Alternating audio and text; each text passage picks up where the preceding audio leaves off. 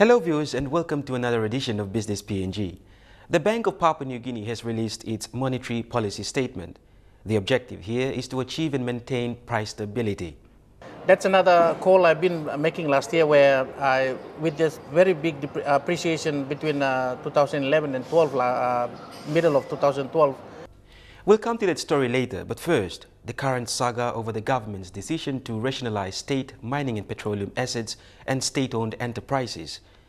The private sector is skeptical, and government is now faced with the challenge of demonstrating that the changes are all for the best in terms of providing a stable and sound investment environment.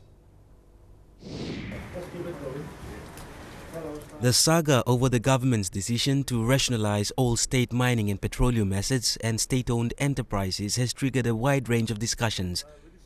One of these is whether or not the change would affect the government's budget allocation for the year 2013. Treasurer Don Polia believes the change just might have minimal or no impact on the budget. However, it's difficult to give an exact scenario right now. It's very difficult to answer that question because what the government has done is announce a way forward in principle as to better managing the proceeds from the extractive industry and also proceeds from the state investments. Executive Director for the Institute of National Affairs, Paul Barker, also supports the Treasurer's optimism. Well, all those changes in the structure of the government's holding companies in state-owned enterprises and equity in these other entities won't necessarily have a direct budgetary impact unless, of course, the government's planning on putting heavily further capitalizing these entities. It's more of a restructure of the organizations that it already has. The O'Neill Dion government is taking a bold stand in its development agenda. While the restructures are being planned, there are other initiatives in the pipeline. NEC has taken a decision that all the state-owned businesses will need to be re-looked at it so that we can restructure the businesses to suit the different sectors those businesses represent. In particular, the businesses of particularly resource development in the country, they require immediate attention of government. While those restructures are being planned, there are all kinds of other things that are in the pipeline.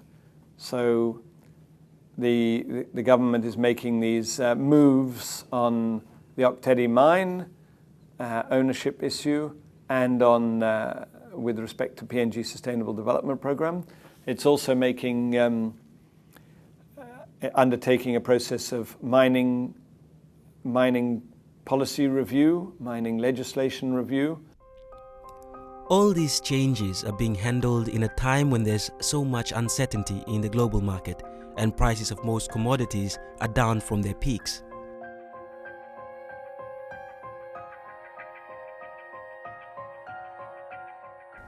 According to the International Monetary Fund, commodity prices fell by 3.8% in March, the first decline in 4 months.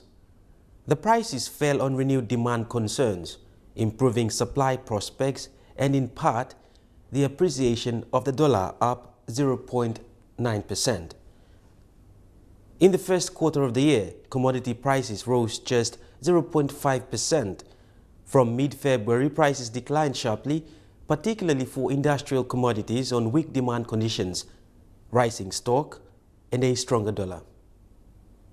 With all, as I say, with these lower commodity prices and with uncertainty in the global markets and then uncertainty with all the rules that are applying and the mechanisms and who would be the partners in government, that uncertainty needs to play itself out.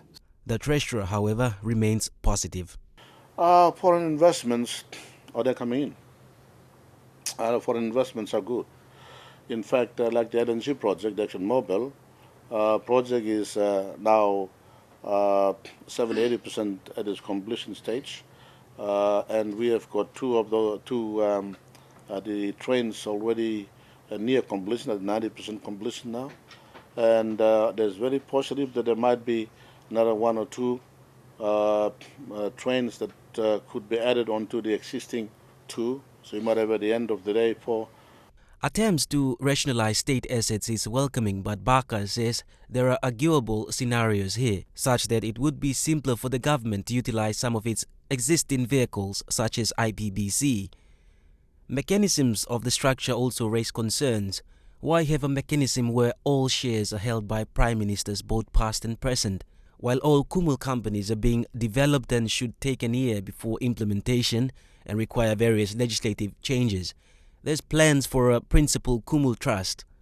This trust is said to feature previous prime ministers, Grand Chief Sir Michael Somare, Sir Julius Chen, and Pius Winty as shareholders, and current Prime Minister Peter O'Neill as trustee.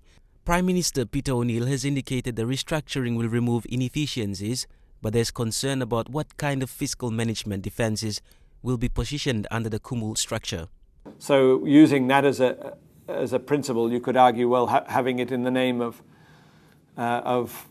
one prime minister and all the other prime ministers,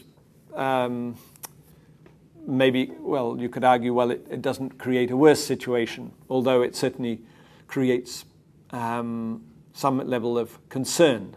I mean, people understandably say, well, why them? And isn't it a mechanism that could be, abused? Meanwhile, the new structure will see all mining assets and interests for the state transferred to Kumul Mining Holding Limited, and all petroleum assets and interest will be given to Kumul Petroleum Holding Limited. IPBC will be wound up and all state-owned enterprises transferred to Kumul Corporation Holding Limited. The restructure and consolidation of state assets is intended to address serious flaws and remove inefficiency and duplication and overlapping of roles. Line staff of IPBC and Petromin, however, will be shifted into the new Kumul entities once created, but management roles are subject to scrutiny, and this just might affect boards of state entities. The monetary policy statement by the Bank of Papua New Guinea. That's next.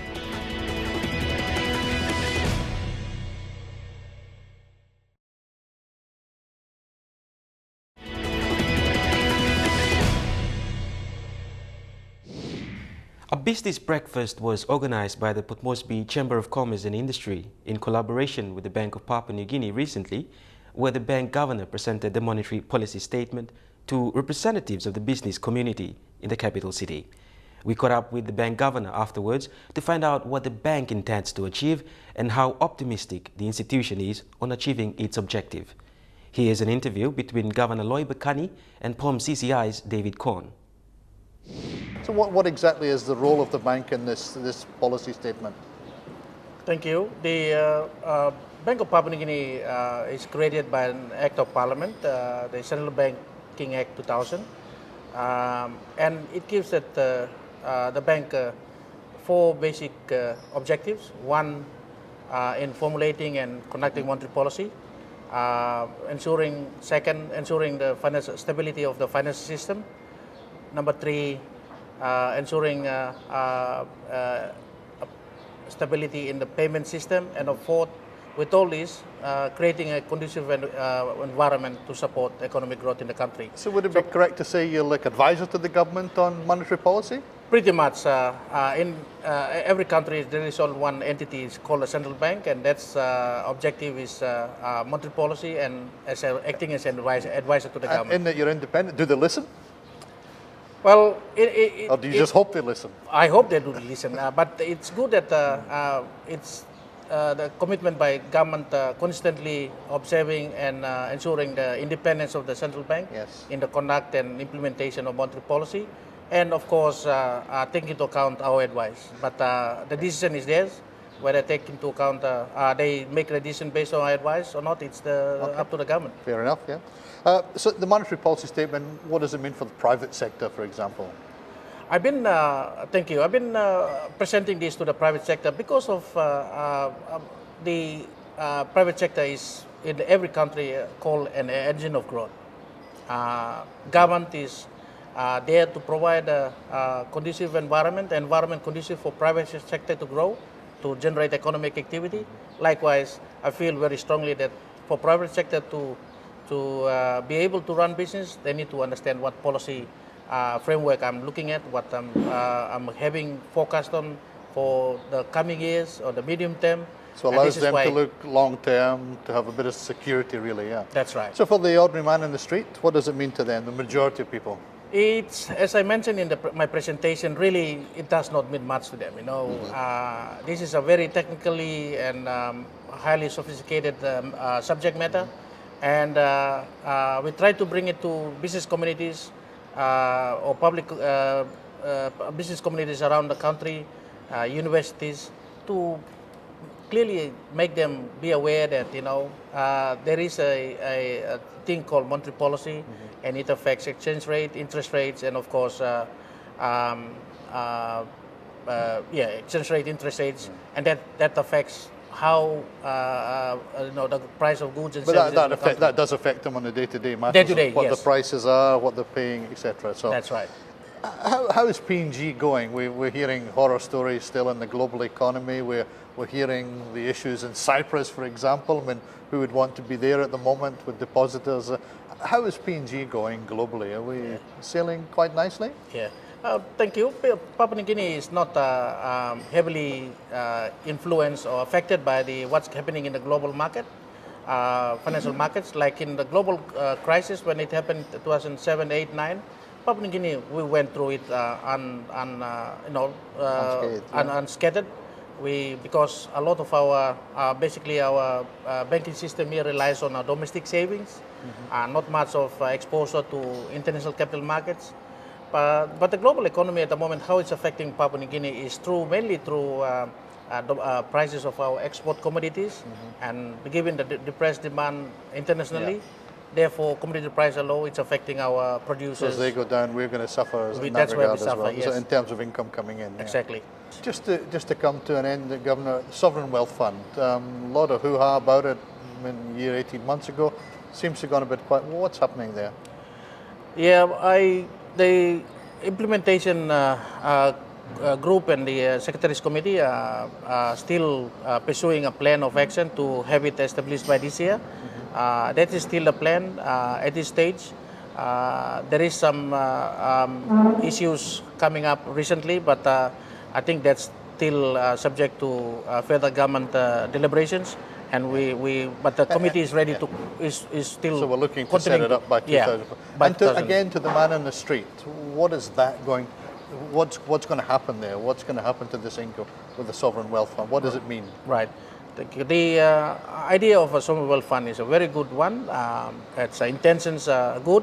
That what it basically does is it takes the resource, the income that we generate from the LNG projects and other mining and oil petroleum sector, takes them, and the government uses that through that development fund to redistribute it to other areas in Papua New Guinea, developing, and even other sectors like agriculture, sectors like construction, building, education, health. So this is how it redistributes the wealth to rest of Papua New Guinea. So it doesn't bring it all in one go. It redistributes it in a way that doesn't impact the economy too negatively. That's right.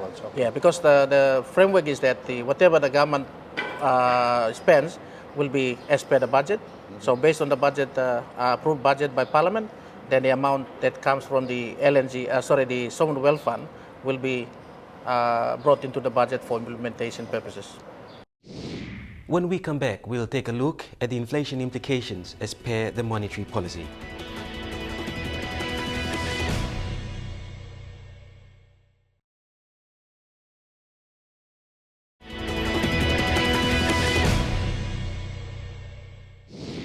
If you've just joined us, you're watching Business PNG. Price stability is the objective of the monetary policy, which entails low inflation supported by stable interest and exchange rates. The central bank projections show that inflation will be around 5.5% this year, a rise from last year's 1.6%. Now, what does this mean for an average Papua New Guinean? This thorny one of inflation, Governor. No one asked you the question this morning, but I'm dying to ask you the question. You know, you've announced 1.6% for 2012. You're forecasting 5.5% for for 2013. 13. To be quite frank, to the man on the street, he goes, I don't believe that. Life is just too hard for me. Prices aren't increasing by that. They're much higher than that. How would you respond to that? Definitely a very true situation we're facing in Papua New Guinea. The 1.6, as I mentioned in my presentation, it's questionable, doubtful at the moment, based on very old data in the basket that we use to calculate, or the National Statistical Office used to calculate the Consumer Price Index. It's based on 1977 basket. Yeah. They're working on a new one. So what it really means for little people or for us as consumers is that despite inflation, it should have translated into lower prices that we see on the shelves for services that we get from service providers. But it's not the case. So it makes you wonder how long it takes to weave a basket. So the earlier the better. The CPI. This change of the CPI changed, basket. Yes, Yeah. and then we can see some reality in the how it affects prices. One of the things that central bank would obviously have influenced is the appreciation of the rate of the Kina rate, and again that hits people. People are saying they're not seeing that coming through. Is that being passed on, do you think? Or? Yes, that's another call I've been making last year, where with this very big appreciation between 2011 and 12, middle of 2012, the appreciation should have translated, and of course, local import prices from overseas, from our trading partners. If we had passed on, that should have been passed on to our consumers, in terms of lowering of prices on some of the services or even goods that they are importing from overseas. So really, that pass-through has not taken place. Okay. The issue is surely the capacity constraints on whether we'll... I mean, if this can be spent and fill the gap, it will work, but you have some concerns on the constraints out there in the economy to spend this money? Yes. There is ongoing capacity constraints in the implementing departments, government agencies, in terms of fully utilizing and appropriately, using the funds. There is now focus on the districts and local level governments. Mm-hmm. Again, the constraints there could be at a different magnitude. Good idea. Great idea. Very excellent idea. Excellent idea. The money's got to get there, but can we spend it there? Exactly. Yeah. That's now dependent on the capacity to implement, the know-how, the skills that is required to manage those funds. So if we don't spend it, it's going to sit in trust accounts. What's the issues then for you in terms of liquidity? Thank you. The issue then continues of how we manage the liquidity on an ongoing basis. If it's kept with us, I think it's a good idea. It'll be less of a problem. Okay. But if it stays with the commercial banks... So when you say kept with us, you mean with Bank Papua New Guinea? With Bank of Papua New Guinea. Not with the commercial banks. Not with the commercial banks. Okay. So it'll be less of a problem if it stays with us, if its accounts are open with us, the trust accounts. But if it's taken over to the commercial banks and open up with the commercial banks... That leads me to my next question then. You were quite strong in saying the government's going to have to finance that deficit. It should not go to the international market, it should borrow domestically. Is there enough liquidity there? I mean, I think I'm answering this question already. Thank you. But yeah. Yes, there is, in the system at the moment, we have over 8 billion kina in liquidity, and there is more than sufficient to generate lending by commercial banks to the private sector. So there is the issue of crowding out goes. So the private sector should not be concerned about that. Shouldn't be concerned. There is more than sufficient liquidity there, and then more than enough also to fund a 2.5 billion budget deficit. The question I would have then is for how many years, and so when's the government hoping to get back to a balanced budget, for example? That's right. I think the budget this year forecast that they get back to a balanced budget by 2017. Okay. That's election year, so I think it's a very good intention of government to get to a balanced budget, so that the next government comes in, then it comes up with its own policies going forward. Yeah. In terms of the country's reserves, very healthy. Obviously, when we look at 3.7 million US, and 9.4 months and 17 and a half of non-mineral cover. So the economy is in good shape. It's healthy in that regard?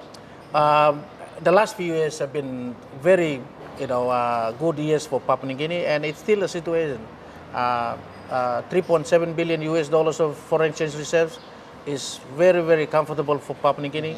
Therefore, the private sector and government is not an issue for everybody. As you mentioned, David, it's more than adequate to cover for both total, which is 9 months of cover. We have some countries who are running much lower than even 5 months. So to the man in the street, what does that really mean? Does it mean 9.4 months cover? What does it mean? What are you saying? That PNG has got money in the bank and could basically spend for 9.5 months without any more income and still would be solvent? Is that what we're saying? Yes. Now, basically what it means is that the cover means that the foreign exchange reserves that we hold is able to support any demand for foreign exchange by private sector, by business sector, and that can cover us for 9 months. Okay. That's basically how it's translated. So that's a good cushion. Very good cushioning. Very good cushion, yes. yeah. Yes. Again, many people in the world would die for a cushion like that. Definitely, definitely. Okay. We're lucky. We're very lucky. In terms of credit to the private sector by the commercial banks, you've just dropped the Kina facility rate again. What are you saying to us there? Yes, I reduced the Kina facility rate, which is the indicator rate for transmitting our stance on monetary policy to the public.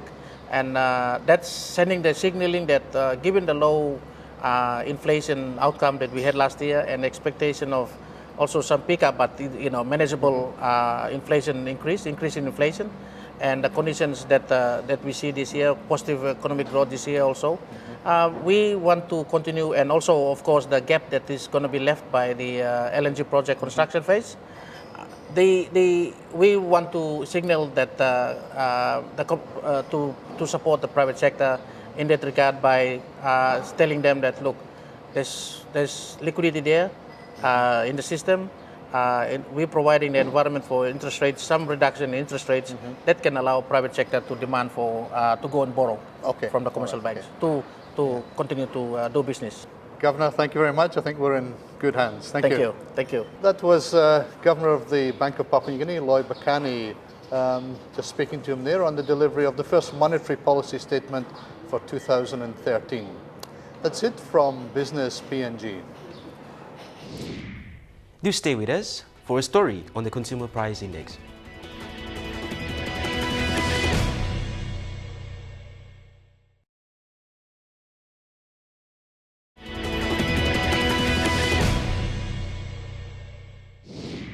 Policies and plans are subject to in-depth data collection. However, much of our data are based on outdated information taken in the 1970s and 80s. Such is the Consumer Price Index, or CPI. So, what are the implications here? Data gathering is one of Papua New Guinea's biggest problems. Executive Director for the Institute of National Affairs, Paul Barker, says there's a lack of reliable and updated data, much of which are based on estimates. The Consumer Price Index, or CPI, for instance, is one in need of addressing. The CPI, that's based, the inflation rate that we have, the CPI, is based on a basket of goods and services, which in the late 1970s was assessed as being the main items of expenditure by ordinary Papua New Guineans. So it includes, a range of food products and right through to betel nut. You have a CPI with betel nut and one without betel nut because the betel nut creates big seasonal fluctuations. But products and expenditure patterns have changed substantially over the years, and the implications are great. Barker says much of what's being done in terms of economic management by government and the central bank depends upon reliable figures on the inflation rate and the scale of growth. That's the assessment again by the National Statistical Office, again working with Treasury, etc., of the total level of economic activity that's going on in the economy. And so that obviously includes the big mining projects, but it's meant also to reflect the sort of activity that's going on in food gardens and right through the spectrum of activities. The National Statistical Office has been neglected over the years. one that needs a strong management with a capable and responsive team. All of these come together. Governments don't understand them. They need to recognize that they're really critical, and the National Statistical Office has to be an efficient and responsive body.